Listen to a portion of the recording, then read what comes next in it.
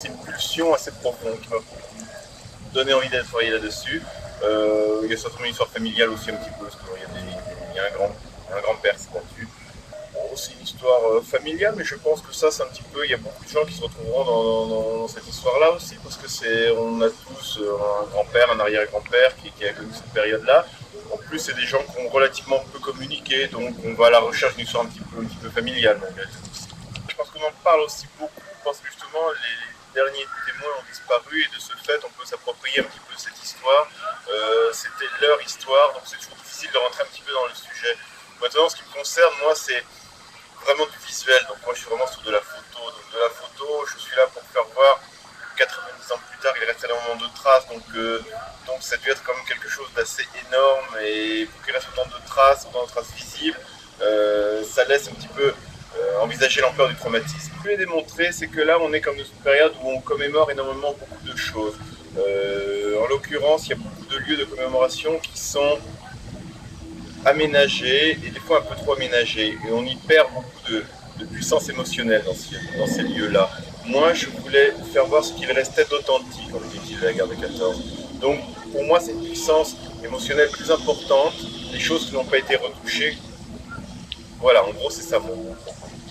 Essentiellement, avant, c'était chasse gardée des anciens combattants. Il y a beaucoup d'organisations d'anciens combattants qui maintenant, parce qu'ils ont terriblement commémoré aussi, après ils ont été vieillissants, ils ont moins pu aller sur le terrain, mais c'est quelque chose qu'on ne pouvait pas tellement s'approprier parce que ces derniers survivants étaient là.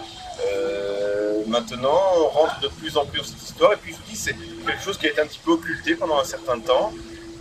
On revient dedans, il y a des tas d'écrits, de carnets de garde, des choses comme ça qui n'étaient pas sortis, que les gens n'ont pas sortis. Ce sont les descendants qui sortent ce genre de témoignages. Je pense que c'est pour ça un petit peu maintenant. Je suis vraiment sur du visuel aussi. Donc du visuel, je suis là moi pour choquer un petit peu les gens et leur faire voir à quel point ça a dû être une énorme boucherie, à quel point les traces, les cicatrices sont visibles. Moi je veux juste réveiller ces consciences-là. Je ne suis pas là pour raconter. Moi c'est le goût de l'histoire. Moi j'ai toujours aimé l'histoire. Mon goût de l'histoire est venu en fouillant un tiroir. J'avais 7-8 ans avec mon grand-père qui avait couru le tour de Picardie, c'était les courses automobiles, puis il y avait des loirs endormis. Alors ces loirs m'ont fait peur, mais j'ai trouvé une petite photo que je garde dans mon portefeuille. C'était la photo de mon père qui courait sur la voiture de Trintignant en amateur, il avait 16 ans. Et ça m'a donné le goût de l'histoire. Ma grand-mère paternelle a connu la guerre de 1870 et de 1914. En ce qui me concerne, je n'ai jamais eu le droit d'avoir un correspondant allemand. Ma grand-mère disait toujours, il y a 30 ans encore, les Boches. Bien. Et tout a été démoli. Tout a été reconstruit. Puis endommagé en 40. Dans tous les villages, vous avez des dates sur le café du coin, sur l'église. Vous ne pouvez pas aller dans aucun des petits villages, ni à Albert, ni rien, sans trouver des traces encore. Tout nous amène toujours à dire, ah oui, c'est vrai, en 14, ton arrière-grand-père, il était... On est toujours imprégné par la guerre ici. Hein? Comme disait Marc Bloch, qui était décapité par les Allemands, l'histoire locale, c'est le maillon de la chaîne du vélo. Un maillon qui saute, le vélo n'avance plus. C'est pour ça que je fixe aussi tout cela. Hein? Après, tout aura disparu. C'est assez compliqué à faire passer finalement auprès des élèves. Pour eux, la mémoire, c'est simplement le fait de pouvoir retenir une poésie ou de mémoriser tout simplement les tables de multiplication par cœur. Quand on leur dit finalement que la mémoire, c'est se souvenir de manière générale, et que par exemple pour un événement comme le 11 novembre, la signature de l'armistice, travailler autour de la mémoire, c'est justement, par exemple, aller venir dans ce musée, aller au monument aux morts. C'est vraiment, c'est parfois assez compliqué. Parce que lorsqu'on parle de guerre et de paix et de la mémoire de ces conflits-là, de la violence que ça a pu engendrer, au départ, effectivement, tout tourne autour de la destruction, la mort, la blessure, et au sortir de la visite, on s'oriente davantage, enfin les élèves s'orientent davantage vers une réflexion plus mûre, et on va vraiment vers un idéal de paix. Ouais. Et lorsqu'on parle, nous, de travail, c'est lorsqu'on mène des actions, comme je l'ai dit tout à l'heure, lorsqu'on essaie de réfléchir, par exemple, aux causes du conflit, ce que ça représentait à la fois pour les soldats, mais aussi pour les femmes, les enfants, les prisonniers, enfin la vie à l'arrière.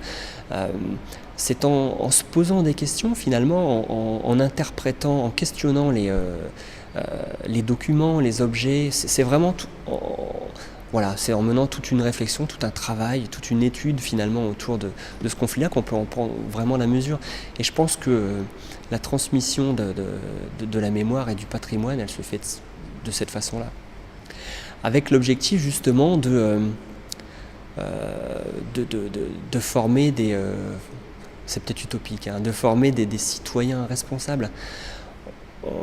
Effectivement, le discours qu'on leur tient également, c'est qu'on leur raconte la guerre, on leur montre la guerre dans le musée à travers ces objets-là, pour leur dire qu'aujourd'hui ça n'existe plus et que ce qui serait bien, c'est que ça ne recommence pas, ça ne se reproduise pas. Ça, c'est vraiment l'intérêt majeur. Et voilà, donc l'objectif principal aussi pour nous, en tant que service éducatif, c'est de développer chez ces élèves une conscience citoyenne. On voulait également, à travers ce projet, que les cérémonies commémoratives ne se résument pas simplement qu'à une participation obligatoire à un devoir de mémoire. Effectivement, quand on aborde la question de la mémoire dans ce sens-là, effectivement, on s'aperçoit qu'il ne reste pas grand-chose. Lorsqu'on demande aux élèves d'aller chanter au monument aux morts la Marseillaise parce qu'il ne faut pas oublier le sacrifice des soldats, effectivement, on peut s'apercevoir que sur une population d'une vingtaine d'élèves, la moitié simplement y vont. Mais lorsqu'on a mené tout un travail en amont, et même en aval, autour de cet événement-là, par exemple, on s'aperçoit que les choses sont vraiment plus ancrées dans la mémoire.